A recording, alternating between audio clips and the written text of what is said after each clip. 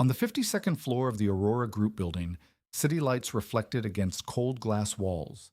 Caleb Reed, an ordinary IT engineer, stood before a conference table where Sophia Grant, the youngest billionaire in tech, looked at him like a number about to be deleted from the system. No shouting, no begging. When fired simply for not being willing to sacrifice personal life, Caleb said only one sentence that silenced the room. And 3 days later, that sentence forced a billionaire to confront the greatest emptiness of her life. The elevator doors opened with a soft chime. Caleb Reed stepped onto the executive floor, worn laptop bag over his shoulder. Security had called earlier. No explanation. Just Miss Grant wants to see you immediately. In 6 months at Aurora Group, he'd never been above the 12th floor. Now he stood where the carpet was too thick and the silence too complete. Mr. Reed, a woman gestured toward the glass doors. She's waiting. The conference room stretched before him. Floor-to-ceiling windows framed Manhattan below. At the far end of a table that could seat 20, Sophia Grant sat alone. She didn't look up. At 33, she looked like her magazine covers. Hair pulled back with precision, navy suit, eyes that evaluated everything with cold efficiency. Caleb sat. Sophia tapped her tablet deliberately. When she finally looked up, her expression revealed nothing. Do you know why you're here? No. One eyebrow lifted. You can't think of a single reason. Caleb's mind scrolled through 6 months. Projects completed. Code reviews passed. No complaints. I honestly can't. That's interesting. Sophia leaned back. I've been reviewing your file. Your work is adequate, sometimes even good, but there's a pattern that concerns me. She turned the tablet toward him. A spreadsheet, timestamps, dates, badge swipes. You arrive at 8:30, leave at 5:25, every single day. Her finger traced down.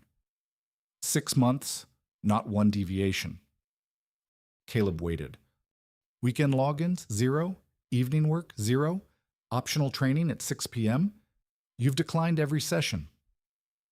I complete my assigned work. That's not what I asked. Her voice didn't rise. It didn't need to. Why aren't you doing more? Why treat this like a job instead of a career? The question hung between them. Caleb felt something cold settle in his chest. May I speak plainly, please? I have a son, Nolan. He's 6. I pick him up at 5:30 every day. Sophia's expression didn't change. And his mother? There is no mother, not anymore. A pause, brief, calculated. I see. Sophia set down the tablet. And you believe that's relevant to your employment here? Caleb chose his words carefully. I believe I was hired to do a job. I do that job well. My performance reviews have been positive. My code quality scores are in the top 15%. I've never missed a deadline. All true. Sophia stood, walking to the window. She spoke to the glass. But Aurora doesn't succeed by having employees who do the minimum. We succeed because people here understand that excellence requires sacrifice. With respect, I don't think leaving at 5:30 is doing the minimum. No. She turned. Then what would you call refusing every opportunity to expand your skills, to network, to demonstrate commitment that leads to advancement? I'd call it being a present father.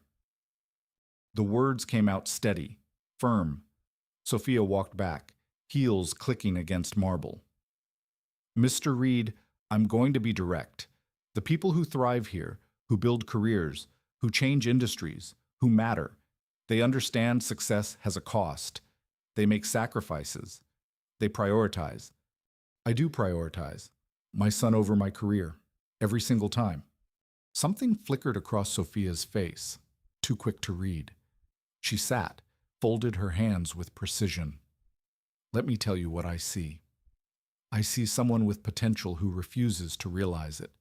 I see talent wasted on routine maintenance because you won't invest the extra hours that separate good from exceptional. I see a father who thinks he's doing the right thing, but who's actually teaching his son that mediocrity is acceptable.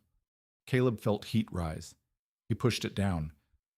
I see a son who has a father who's there, he said quietly. That's not mediocrity. That's everything. And when he's older, when he asks why his father never achieved anything significant, why you stayed in the same position year after year while others advanced, what will you tell him?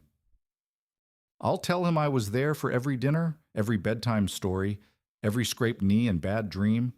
I'll tell him he was more important than any promotion. Sophia studied him. You really believe that? I know that. She picked up the tablet again, swiped through screens. Your son has asthma. Caleb went still. How do you... Your insurance claims. 3 emergency visits in the last year. Severe attacks. 1 required overnight observation. She looked up. That's expensive, even with insurance. We manage. Barely. Not cruel, just factual. Your savings account is minimal. You rent a 1-bedroom in Queens. You drive a 12-year-old sedan. 1 major expense, and you're underwater. That's private. No, it's relevant. Sophia set down the tablet. Because I'm about to make a decision about your future here, and I need you to understand the full picture. You're choosing to limit yourself professionally while simultaneously putting your family in a precarious financial position. That's not noble. It's irresponsible. Caleb's hands tightened on the armrests. What are you saying? I'm saying that Aurora Group needs people who are all in, who understand that the work we do here requires more than 40 hours a week and perfect work-life balance. We're building technology that changes lives.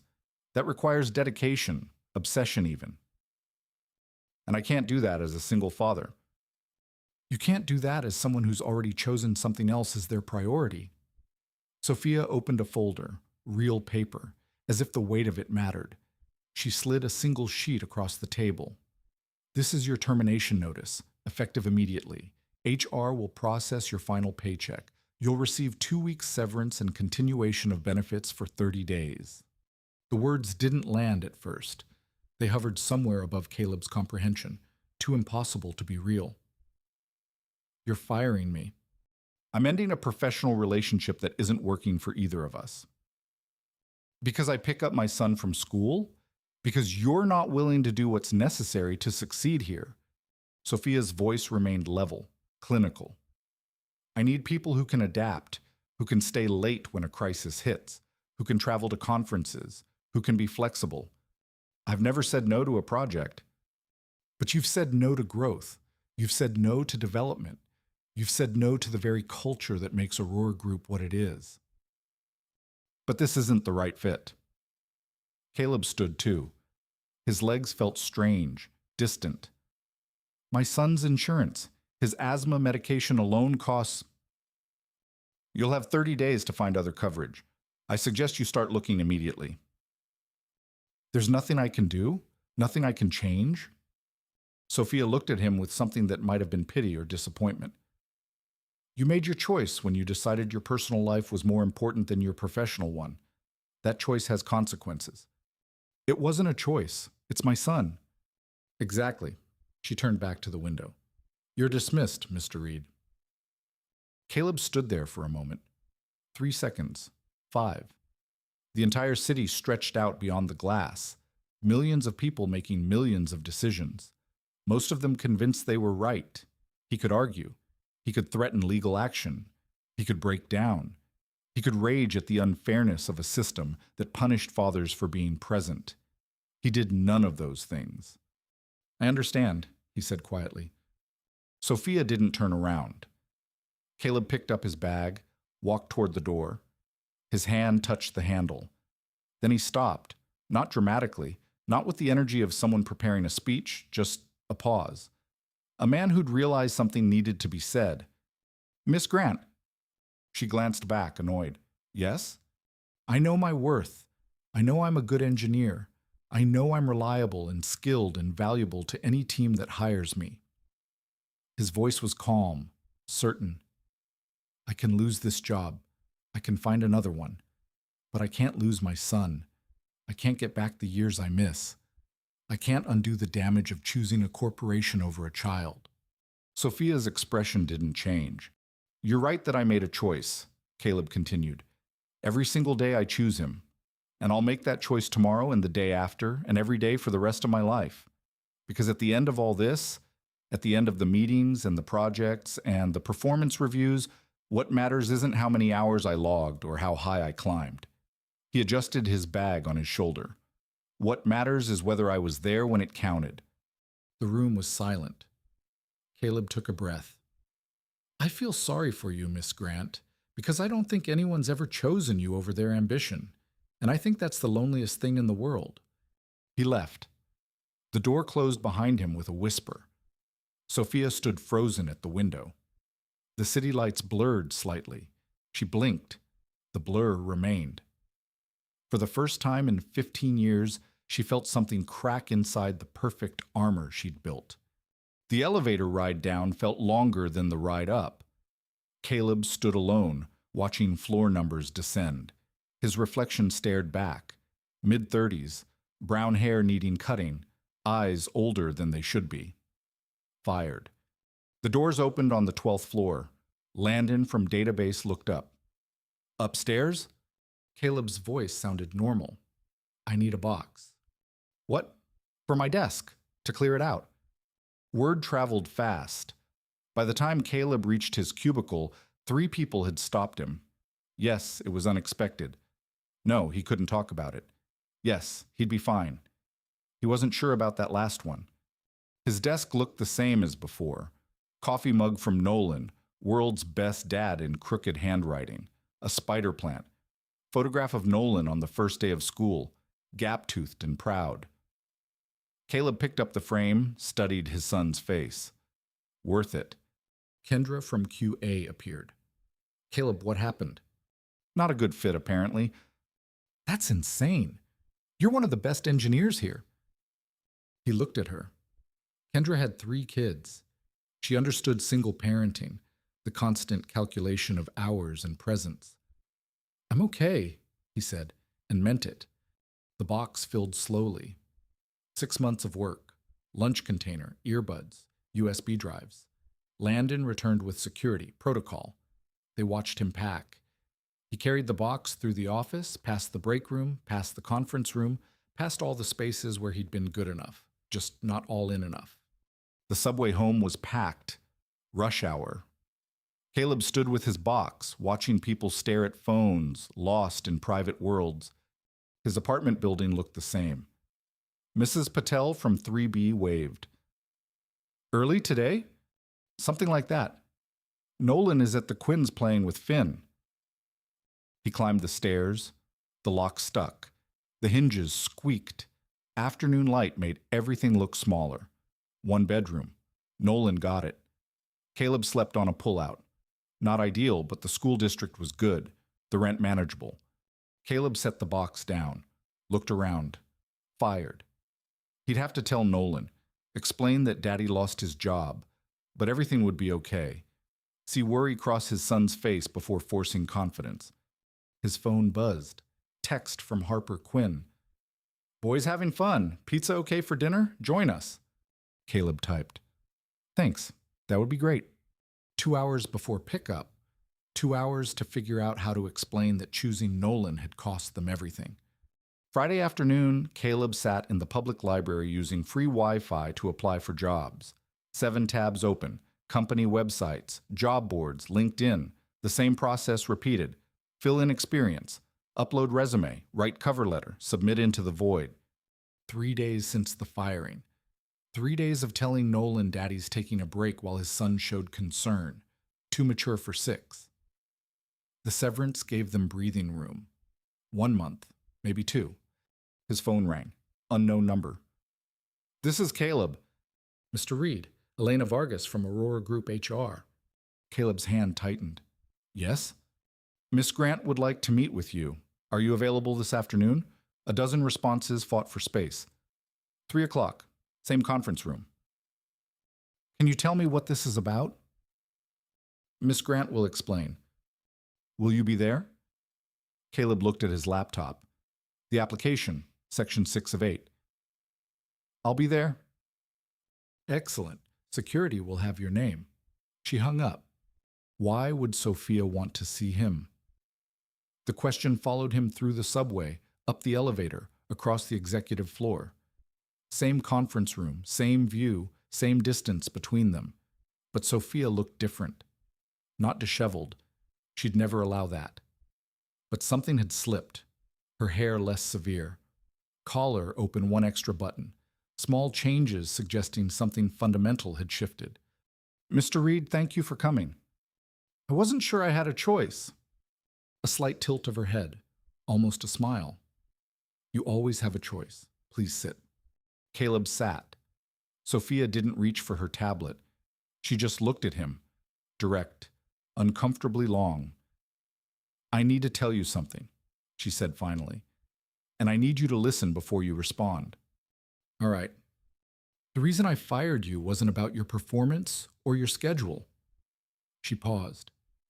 "It was a test." Caleb felt something cold flood his chest. "What? A test?" "I've been running them for the last year, identifying employees who maintain strong boundaries between work and personal life, then creating scenarios to see how they respond under pressure, who breaks, who compromises their values, who you can manipulate." Caleb's voice was flat, hard. "Who demonstrates the kind of character that can't be measured in performance reviews?" Sophia's expression didn't change. "You weren't the first. You won't be the last. But you're the only one who responded the way you did." Caleb stood up slowly, carefully, as if sudden movement might break something fundamental. "You tested me." Not a question, a confirmation of something too absurd to be real. "You fired me. You took away my income, my son's insurance, our stability, as an experiment, as an evaluation. You played with my life." Caleb's hands were shaking. He pressed them against the table. "You played with my son's life. To prove what exactly?" Sophia stood as well. "To understand what matters to people when everything is on the line. To see who has principles and who just has positions they're willing to abandon when it's inconvenient. That's not your right." The words came out low, dangerous. "You don't get to test people like that. You don't get to create crises to satisfy your curiosity about human nature." "I'm the CEO. This is my company." "No." Caleb stepped back from the table. "You're a person with power who forgot what it means to not have any. You're someone so disconnected from consequence that you think other people's stability is a game. That's not—" "Do you know what I did after you fired me?" Caleb didn't wait for an answer. "I went home. I picked up my son. I told him everything would be okay, even though I wasn't sure it would be. I held him while he cried because kids understand fear even when you try to hide it. I called my neighbor and asked if she could watch him extra hours so I could job hunt. I canceled our internet to save $40 a month. I looked at Nolan's inhaler prescription and calculated how many refills I could afford before I'd have to choose between medication and rent." Sophia's expression cracked, just slightly. "And you were watching," Caleb continued, "taking notes, measuring my response, checking some box on your evaluation form. My actual life, my son's actual well-being reduced to data points in whatever theory you're testing." "You're right." Her voice was quiet. "What?" "You're right about all of it." Sophia looked down at her hands. "What I did was wrong, unethical, cruel. I knew that even while I was doing it, but I convinced myself it was justified because the information was valuable, because understanding character under pressure matters in leadership, because you could." Caleb's anger was fading into something else, something that looked like pity. "Because no one stops you, because you're the billionaire, and we're all just pieces in whatever game you're playing." The admission hung in the air. Sophia walked to the window, stared out at the city. "My father worked for Mercer Industries. You wouldn't know it. They went bankrupt in 2009. He was a VP, devoted 40 years to that company, missed every school play, every holiday, every milestone. Told us it was worth it because he was building something, providing." She pressed one hand against the glass. "He died at his desk, massive heart attack, 3 months before retirement. I was 14. Found him when I brought him lunch. He'd forgotten to eat again. Caleb didn't move. I built Aurora Group on a promise, Sophia continued, that I'd never be like him. Never sacrifice everything for work. Never miss what matters. She turned. Her eyes were red. But somewhere along the way, I became exactly what I hated. I just did it from the other side of the desk. Why are you telling me this? Because you said something that's been eating at me for 3 days. Sophia's voice cracked slightly. You said no one had ever chosen me over their ambition. And you were right. Not my father, not my mother who stayed married to her career more than to him. Not any of the people I've dated who saw the wealth and the status but never the person. Everyone in my life has always wanted something from me. Position, money, access, connection. She sat down suddenly, as if her legs wouldn't hold her. But you didn't, she said quietly. You didn't try to leverage the situation. Didn't threaten to sue or go public or destroy my reputation. You just left, chose your son, walked away from someone who had power over you, and didn't look back. Because he's more important. I know. That's what broke me. Sophia looked up at him. I've spent 15 years building an empire, accumulating wealth, earning recognition, and in 3 seconds, you made me see how empty it all is. How I've optimized for everything except the only thing that matters. Caleb sat back down, not because he trusted her, not because he forgave her, but because something in her collapse felt real. What do you want from me? He asked. I want to make it right. You can't unmake the last 3 days. No, but I can admit I was wrong. I can offer you your job back with a raise, with guaranteed flexible hours and protected family time. Sophia pulled out a folder, pushed it across. I want to offer you something else, too. Caleb didn't touch it. A position, Sophia continued. Senior Culture Advisor. You'd work with me to reshape how Aurora thinks about work-life balance. Real balance, not the performative kind in recruitment materials. You'd have authority to challenge managers, to audit practices, to help me build the company I should have built from the beginning. Why would I want to work for someone who tested me like that? Because I'm offering you the power to make sure it never happens again to anyone. Sophia leaned forward. I'm not asking you to trust me. I'm asking you to hold me accountable, to be the voice that tells me when I'm wrong, the person who keeps Aurora from becoming another Mercer Industries. Caleb opened the folder. The offer was generous, almost suspiciously so. This salary is fair for someone who will have the courage to tell a CEO the truth. Sophia's expression was steady, determined. I've had vice presidents who couldn't do what you did, who folded the moment I applied pressure. That's because they needed the job and you didn't. I needed it just as badly. I just wasn't willing to become someone else to keep it. Caleb looked at the papers. If I say yes, and that's a massive if, I have conditions. Name them. No more tests. Not on me, not on anyone. You want to evaluate character, do it through actual performance and feedback, not manufactured crises. Agreed. I still leave at 5:30 every day. No exceptions unless there's a genuine emergency that only I can handle. Agreed. And you, Caleb met her eyes, you have to actually change, not just policy, personally. If you're asking me to build a different culture, you have to model it. Take time off. Have a life outside this building. Stop wearing workaholism like a badge of honor. Sophia flinched. That's the deal. You want me to reshape Aurora? Fine, but you're the first person who needs reshaping. The room fell silent. Sophia stood, walked to the window. Okay, she said finally. Okay. Okay. I'll try. She turned back. I don't know if I can do it. I've been this person for so long, but I'll try. Caleb stood too. I need to think about this, of course, and I need to talk to my son. He's the one who will be affected if I come back. Take all the time you need. Caleb walked to the door, stopped. Sophia, please. Sophia. The name felt strange. Why did my response matter so much? Out of everyone you tested, why was I the one who made you question everything? She smiled, sad, real, because you were calm. Everyone else either raged or begged or tried to negotiate, but you just accepted it, not with defeat, with certainty. Like you knew exactly who you were and what mattered, and my opinion couldn't touch that. She paused. I've spent my entire life trying to prove my worth to the world, and you already knew yours. That's what I didn't have. 2 weeks later, Caleb walked back into Aurora Group, not to the 12th floor, to the 52nd.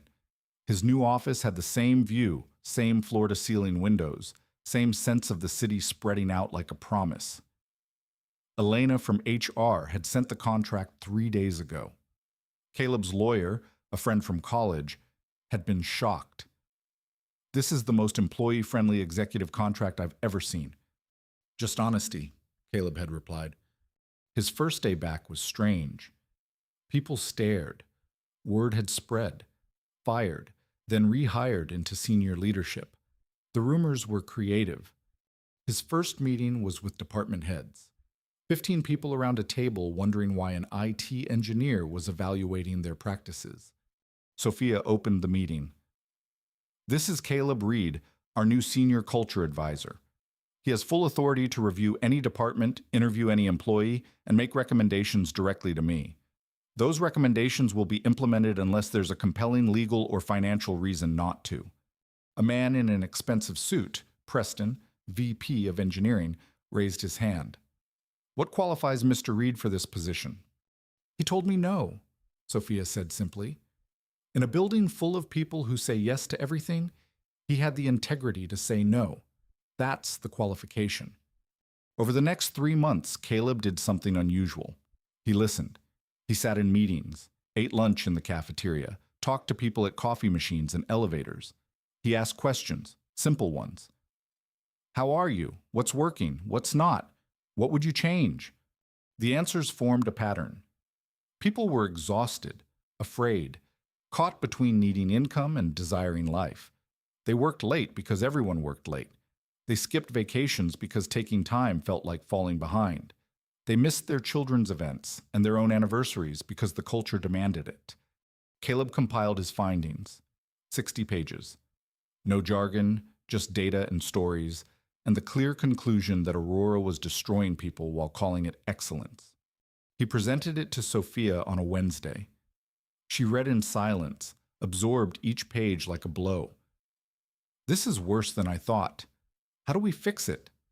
Start with you. Sophia blinked. What? The culture comes from the top. If you're sending emails at midnight, everyone thinks they need to be available. If you never take vacation, no one else feels they can. Caleb pulled out another document. I made you a schedule for the next 3 months. Mandatory departure by 6 p.m. unless there's a genuine emergency. 1 weekend day completely disconnected. 1 full week vacation within 60 days. Regular appointments with a therapist specializing in work-life balance. Sophia stared like it was written in a foreign language. I can't. You agreed. You want to change Aurora? This is how. Caleb, I run a billion-dollar company. Sophia. He used her first name deliberately. You're not the only person here who can make decisions. You have talented people. Trust them. Or admit you built a company where everything depends on one person. And that's a structural failure. She looked away, looked back. It feels uncomfortable. There's a difference. For a long moment, neither spoke.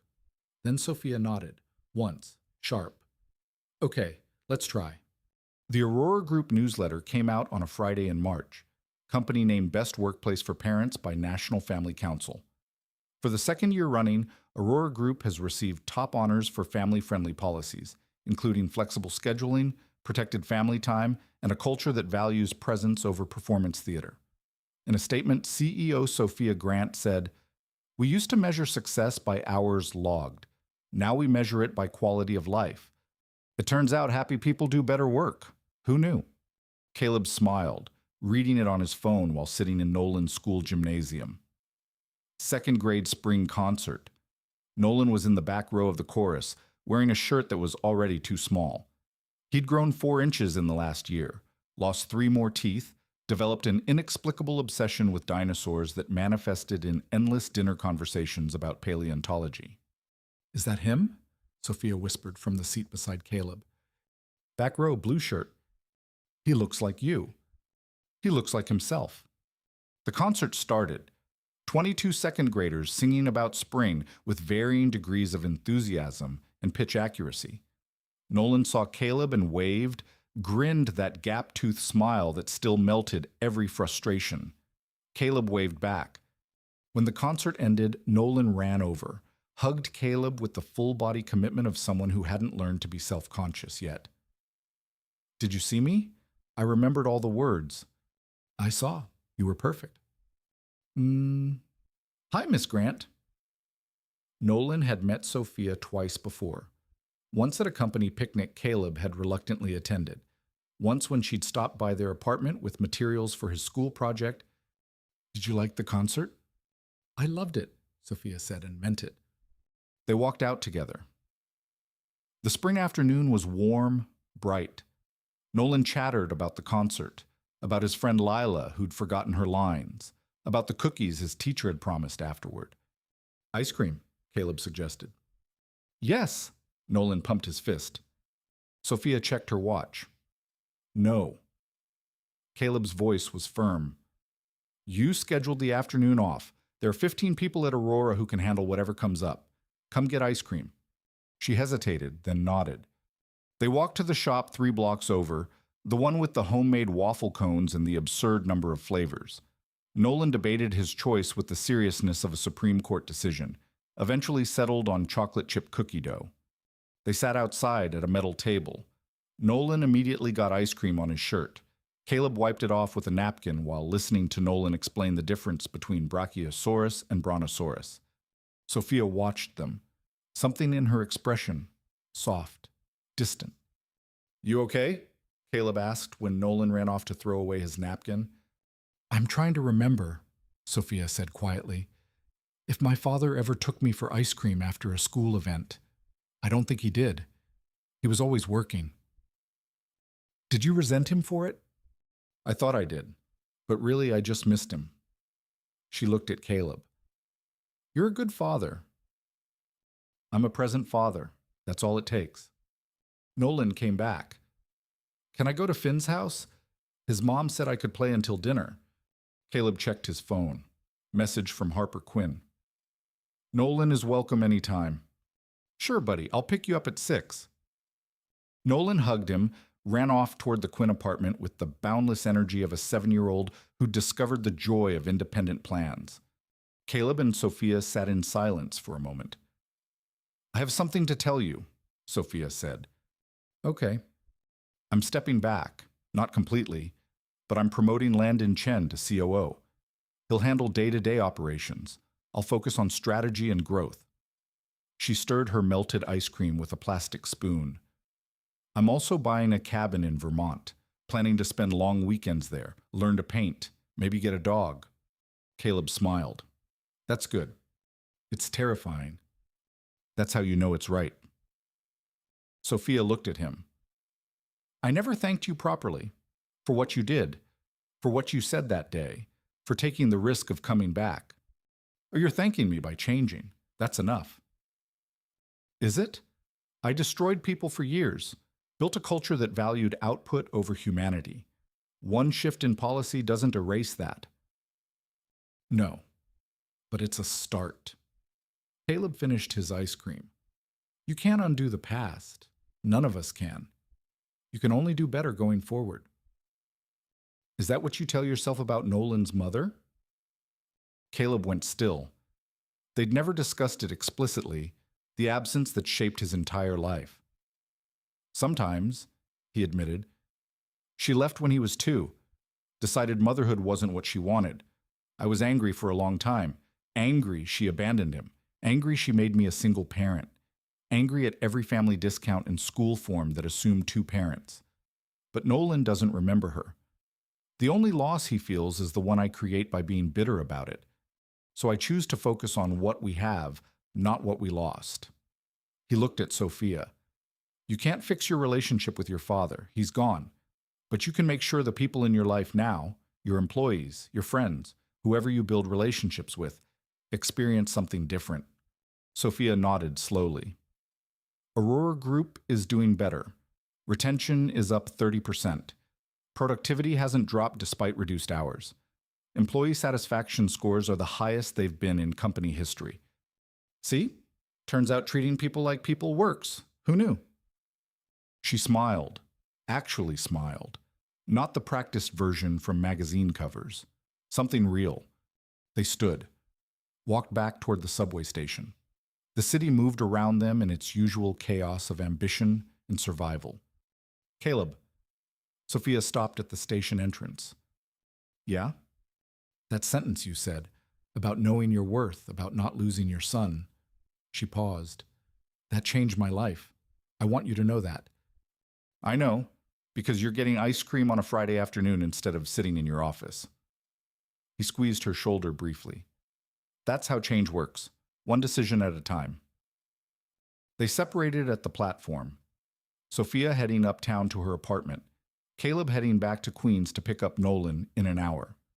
He rode the train thinking about trajectories, how a single moment, a sentence, a choice, a stand for something important could redirect everything that came after. He'd been fired for choosing his son, and that choice had changed not just his life, but dozens of lives, hundreds, maybe. All the people at Aurora Group who now went home for dinner, who took their kids to concerts, who had permission to be human. His phone buzzed. Text from Nolan via Harper's phone. I'm having fun. Love you, Dad. Caleb typed back. The train rattled through the tunnel, above ground. The city prepared for weekend.